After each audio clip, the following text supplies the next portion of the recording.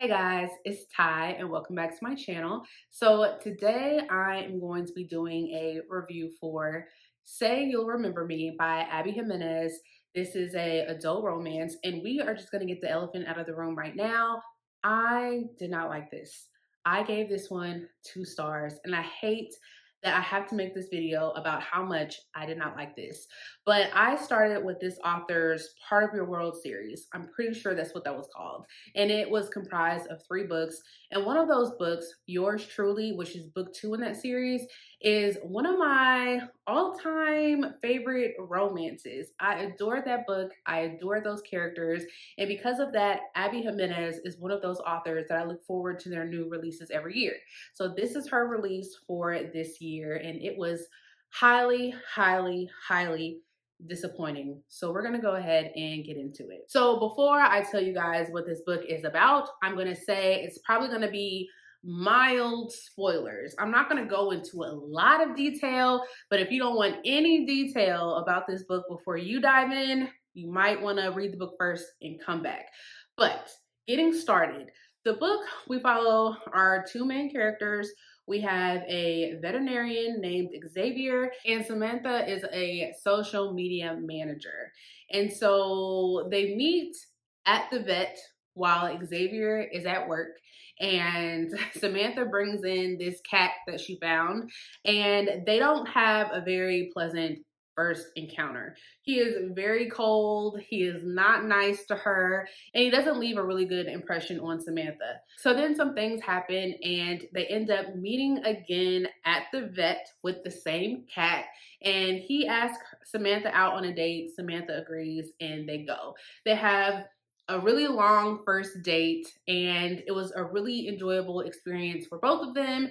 Xavier wants to see Samantha again, but at the end of the day, she reveals that she is going back home to California to help take care of her mother.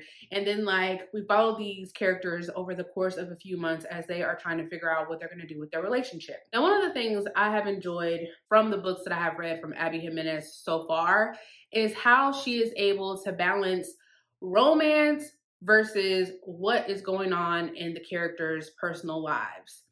In this story, both of these characters are dealing with something. So we have Samantha, like I said, she's going home back to California to help take care of her mother who has severe dementia. And it's so severe that half the time her mother does not even know who her children are. So Samantha has a sister and a younger brother. She doesn't even recognize like their father. She has become very violent. She has been trying to like break out of the house. So Samantha and her siblings and her father and her grandmother are dealing with a lot when it comes to dealing with Samantha's mother. So then we have Xavier, who is still trying to get over the traumatic relationship that he has with his parents. So he is estranged from his parents right now. He doesn't talk to them. He doesn't want anything to do with them. And that is because they were physically and emotionally abusive to him when he was young. I believe he was like 17 or 18 when he left the house and has never really interacted with them since. But that has had a huge effect on him and his actions as an adult, as one would expect. In this book, I don't think that there was a good balance between us seeing a developing romance between Xavier and Samantha versus us watching how they are dealing with these issues in their personal life. I felt like the story was mainly surrounding their issues, which is fine. Like, I don't have a problem with that. But when I read one of her books, I also want to be there for the romance. And because of the stuff that they were dealing with in their personal lives, to me, they were making some really questionable decisions. And it seems like they were prioritizing this relationship that I don't think neither of them needed to be focused on, especially Samantha. So Xavier lives in Minnesota. And because he is so smitten, mind you, they only had one date, but he is so smitten with Samantha that he wants to try to visit her every chance that he can get. The only thing is, Xavier is broke, and so is Samantha. So Xavier has his own clinic, but he's funding everything. He has to keep the clinic open, he has to pay people, and he's basically getting what's left over. So he doesn't have a lot of money. However, after meeting this girl one time, he decides that he wants to just spend all of his money trying to go and see her, which makes absolutely no sense to me after only meeting somebody one time. Well, they didn't meet one time. They had one date, which isn't enough for me to feel like I'm gonna go broke trying to see somebody. But that's just me. So he starts to do a lot of stuff that I don't feel like I would do after only going on with one date with someone.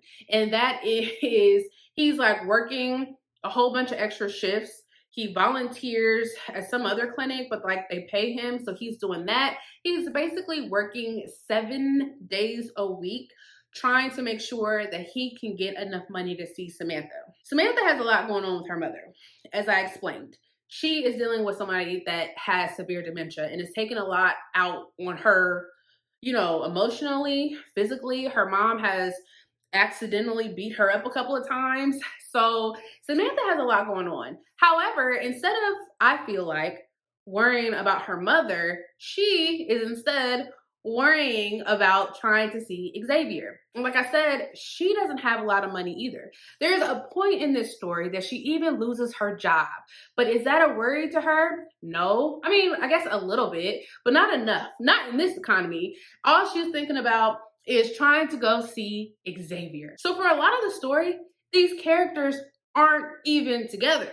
They're just talking about how they're trying to get together, what they're trying to do to raise money so they can go see each other. There's a point in time where they don't even have communication enough to know that the other person has went and visited the other person. So Samantha went to Minnesota to go visit Xavier, and then Xavier is in California trying to beat her, and they don't even realize it.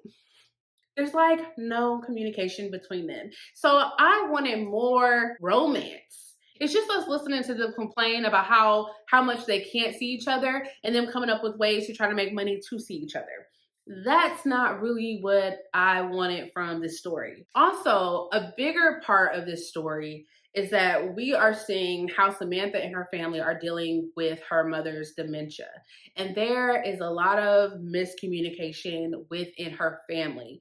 So they're all trying to take on these different roles to help their mom, but they're not communicating in regards to what it is that they're sacrificing to do that and the toll that's actually taken on them.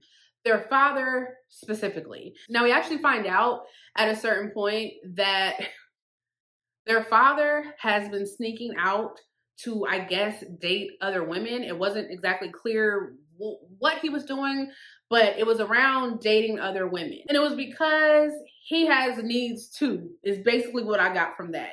And his children found out and they were visibly upset. Now, I don't really know how I feel about that because on the one hand, I guess I can understand like your wife's there, but she's not mentally there. Like she doesn't even know who you are.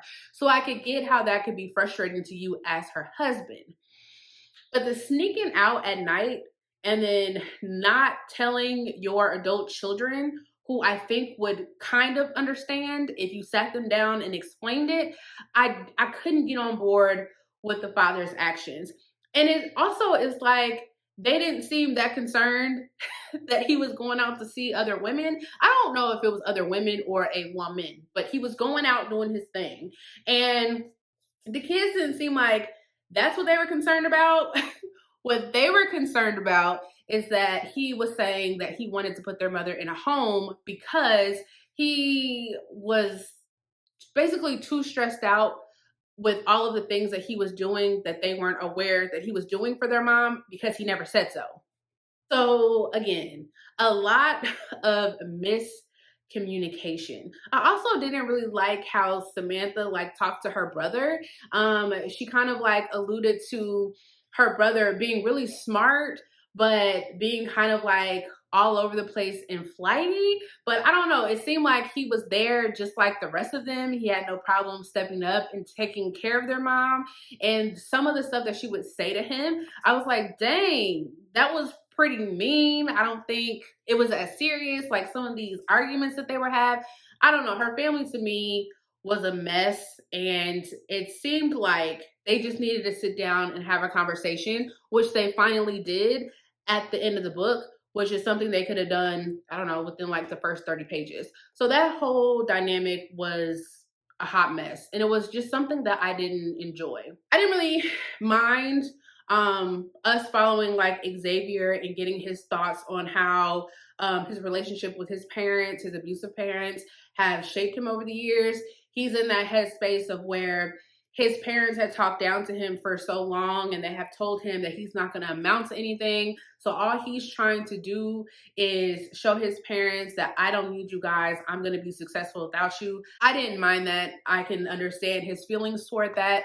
Again, my biggest thing is that I just wish there was a better balance between us seeing their romance and their personal struggles and having more time with the two main characters together. Because even though they were able to visit like every few months, we didn't see them together long enough for me to believe that this insta-lovey relationship was going to work, because that's what this was.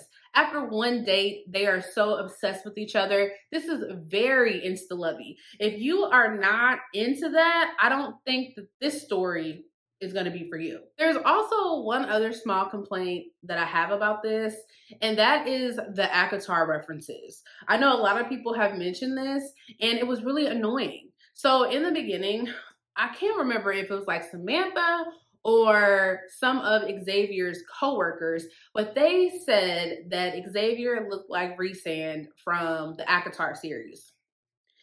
And it was like cute the first time they said it. I chuckled a little bit. I thought it was funny. But then it just kept going. Like they kept saying it. Different characters kept saying it at the same time.